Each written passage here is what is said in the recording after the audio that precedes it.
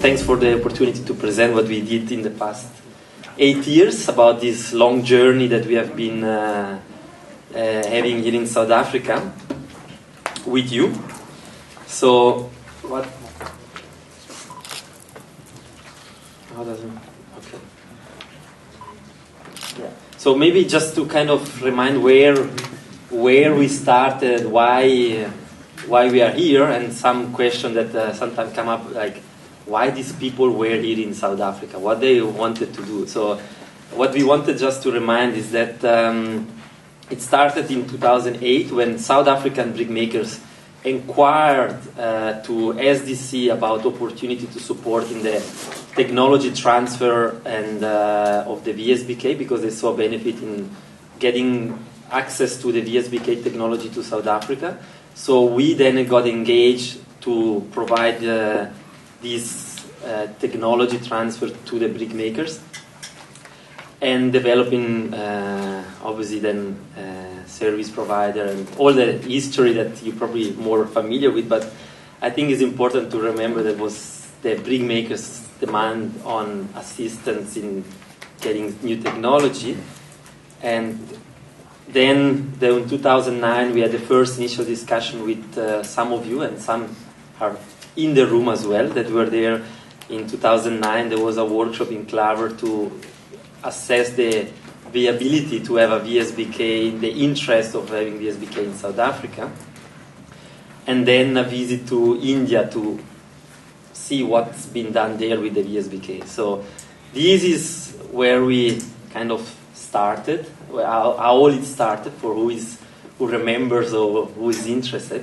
So then obviously the first 4 years that we have been engaging here, it was on how to transfer the technology from the Indian version, Indian, Nepal, Vietnam version of VSBK to a South African version.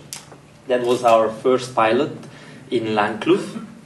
And then there was redesign, reconstruction, the newer version, where Jess is going to present after how the latest developments are. So this was the journey in the for the VSBK. So we happy that the technology is now much more advanced. I mean, if you look at the development of the VSBK, it's quite impressive. And yeah, so that was kind of the interesting aspect. But obviously, along the past years, what we realized is anyway that this is not the only technology, is not only the only area of improvement in energy and therefore as well CO2 emission in South Africa. So we kind of then, with support from SDC, we decided to expand the mandate of our project to support broader energy efficiency of the clay brick sector, independently from technology, but across the whole manufacturing management, energy management. So this was the mandate that we got with the Eecb project. And so this was the kind of what the project was about. It was on a sector-based approach to improve the energy efficiency of the sector, to improve the business baseline. I think improving efficiency makes the factory more competitive, and also having CO2 reduction and energy improvement. So our goal was to have a reduction of 10% of energy intensity and carbon intensity, and that equaled more or less to 320,000 tons of CO2 per year. So these are our 6 intervention areas that we have been engaging in within the Eecb project. The more technical one is obviously the technology transfer with various technologies. I'm going to present on each one after with a bit more detail. But then also the energy management activities, finance, how to support awareness on funding opportunity, and so in the finance for technical improvement. Then policy dialogue, engaging with government for climate and energy regulation, awareness about clay brick production, but also usage. So that's the LCA is definitely one of the major one. And then engaging with various stakeholders across the whole market system. You know, like brick maker, financial institution, all to have the dialogues together to understand the mutual understanding of the various perspectives of the various stakeholders. So now just to kind of provide a bit a reminder of what has been done, delivered in these past 4 years now, especially with the Eecb, VSBK a bit longer, and where you find this information going forward. So it's not that they still all information will be available, but just on the VSBK, I don't want to present too much because Jess obviously will be saying more. But for example, the VSBK at the moment is at 3 sites, has been finalized and operative. They are operative, so 66 shafts at 3 sites. These are the 3 sites. And at the moment, from what it's clear from the various engagements, is that it's at the moment is definitely the most energy efficient technology for firing. So that's the value there. Just might say that there is some differences or so, but it's very much energy efficient, the firing. It just the only challenge is obviously that it needs additional drying, so that might adds to other energy, or depending on how is the drying made. The other technology that we also kind of supported in as part of the demonstration activity that we have done within the project, it was a zigzag kiln, where in Worcester it's now currently operative, to the happiness of Nico, working well. So I think this is definitely a benchmark for a zigzag from the energy and emission performances. So let's say I think the energy balance and emission balance are quite impressive. What is the zigzag performing there? So obviously there is a quite also interest on zigzag from local variation. So I think it's important to notice the good payback of the technology, and when decision is to be taken, it's important to consider cost of construction versus performance. You know, like I think like all technology, you can have it cheaper and maybe more running costs. So that's kind of important decision once has to be taken going forward. Then all the demonstration that's been done and all this case study will soon be available as well on the website. And it's the burner replacement, using a variable speed drive, the perforation of, demonstrating a case study for perforation of clay bricks, the heat recovery, and the gas ignition for the clamp. So that was the UP study on the the clamp emission. What was done is to demonstrate what is the gas, how would be the emission reduction by having a gas ignition in a clamp. So that was also an additional demonstration, and all these will be available on the website.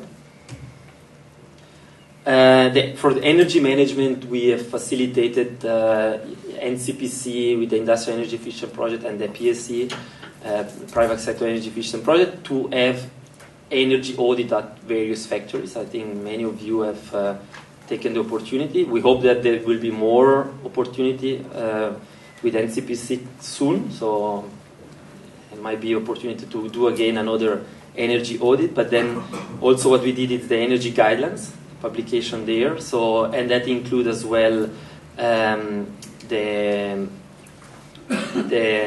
information about the thermal tool, which makes visible where the energy consumption is currently in fixed kiln. So this is and this is our online an Excel online spreadsheet. So I think both Johns are more to be contacted in case you need more information. Then other things that obviously was that what was also done, it was to train energy auditors about the more unique aspect of clay brick making. So many energy auditors, what we had the feedback is that they were coming in with a much more electricity background or electricity concern rather than the thermal mass concern. So it's obviously, that was one thing that we made sure that they have been capacitated. So hopefully going forward, they will definitely have a proper understanding as well of the needs of clay brick manufacturing, and also then training on brick makers for energy efficiency and energy management. So this the book is there. Then also for finance, there was the energy efficient finance or project finance, because it's not only for energy efficiency but generally for improving manufacturing. So this guide provides an overview of what are the funding available, all the different subsidies or incentives. So the booklet as well there. You probably also have, everybody has a copy. But yeah, overview of the financial options, how to match these financial options with the energy efficient project that has been identified in the guide. So that's kind of like a metric to say, look, if you are looking at this opportunity, you might want to consider this funding or incentives or so. And then also what it has as well is an overview a bit on the importance of a business case, to provide a proper business case when approaching financial institution. I think that's very important that to have a clear understanding of what financial institutions want to hear. So to make sure that you get the right wording and information. Also, what we did in the case study, especially the 12L, for also there is some fact sheets on that case study on the 12L for the tax incentive deduction for that is available on energy efficiency, and that's demonstrated quite. It has a good potential for any energy efficient project on being more, the return or the payback to be even more efficient. Then the policy dialogue activity was engagement with government.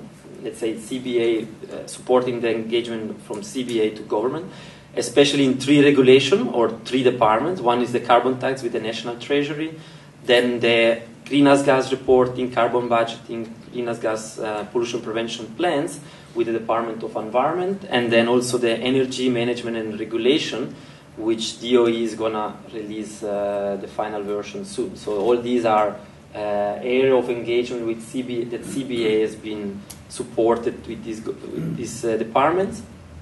With that was sector responses, how for the sector to respond to this regulation, to make sure that they are accurate and not unfavorable to the sector. Then there was also on the website, there is the summary of this regulation. What does it mean for the clay brick sector? So you can find under the climate, carbon, energy regulation tab on the website, you will find what each regulation, what does it mean for the clay brick sector? What do you have to look at? What do you have to be reporting depending on your level of production? And then there was dissemination at workshop in the regional meetings, but also what we aim to do before, seeing the delay on the final promulgation of the regulation. What's going to still happen is possibly at regional meeting also will be more like a proper training on what this regulation means and what brick makers has to look at. So this is one of the activities that Nico mentioned before that's still going to happen. Then from the awareness side, obviously mentioned before, the life cycle assessment, which we don't take full credit, we just supported some quality and backstopping, and so socioeconomic LCA eco standard to see how clay brick would perform there, with the South Africa Energy Efficient Convention being present there, the SADC study, which is, as mentioned, is there, and also the update on technical notes. So all these are on the website, so make sure that you download or access it here. So then on what we have achieved, there's also some preliminary data, but in the survey that probably most of you have been contacted recently, we asked a few questions on what is your current level of production, but also more qualitative information about what you think about the project. And one thing that just a few findings that we can share at the moment is when we ask about, for example, have you had any energy efficient improvement in the past 4 years? 73% of you have answered yes, which is a good sign to show that the sector is improving, is further improving. About the awareness contribution on energy efficient by the project, thanks for that. I think apparently 94% they say that this high or very high impact or contribution on that, the project a contribution. And for the energy intensity, as Robbie presented before, you can see the decrease in the energy intensity of manufacturing of clay bricks. So if these numbers, especially the last that we still have to finalize the evaluation, but we can see about a 15 to 20% reduction, which is substantial. So congratulations to all of you, because we didn't do that. And also CO2, we have to still, the figures that need to be still quantified, but that's also a very similar reduction. Well, it's not the end of the road. So I mean, we as a project, we are concluding, but the work to be done on sustainability is obviously continuing, and I mean, CBA is well positioned to continue that. So what our recommendation obviously to continue to maximize the benefit and harvest all the benefit from the LCA. I think there is, now that this document is eventually available and accessible, there's a lot of information that can be harvested for the benefit of the production, but then also for bricks of, let's say, in the market. The sustainability report, obviously, that's great development. So and also being at the moment the first version, I'm sure that sooner in the next year, to keep up the continuous improvement of this report, I think it's very very promising. And then also what we leave with CBA is the use of the Eecb logo for factories that are committed to provide continuous improvement and sustainability in the sector. In whose hand lies the change or continuation on the sustainability is obviously in CBA. I think that's, but brick makers as well is obviously you are the one that will commit and make sure that you continue your improvement, because I think energy improvement or sustainability improvement that are good for the environment, but especially good for the business. So this is probably the most important aspect to consider. And obviously service provider as well. I mean, you are the one that provide the information and the technology for the improvement to the sector. So, and also, yeah, I mean, it's also important to keep looking at funding opportunities. I think from national or international funding, the way that the Swiss government has provided funding to implement our project doesn't mean that it's not possible to do similar things with other organizations. Then just maybe, I think probably it's important to mention the thank to SDC, to the Swiss government, for this 8 years of continuing funding all the activity that we did. Without them, we would not have been able to do it. So I think it's worth to. And obviously, I put here obviously CBA, but I mean, these meant all of you, because I mean, thank you very much to all of you for continuous engagement, for the improvement, for your availability as well to continuous, like sometimes maybe we ask for many information and visits and so it's always been a pleasure to see your openness to provide, to engage with us. So that's and also, I mean, it's very difficult to thank everybody, so I think that's why I want to thank all of you, like instead of individual names. Maybe just one reference that I definitely want to say is obviously to thanks very much Nico, because I mean with his hard work as a technical director, like in this past year, without the CBA, without the work of the technical team, we would not have been achieved so much as we did. So thank you, Nico, and thank you all. Yeah, that's all. Thank you.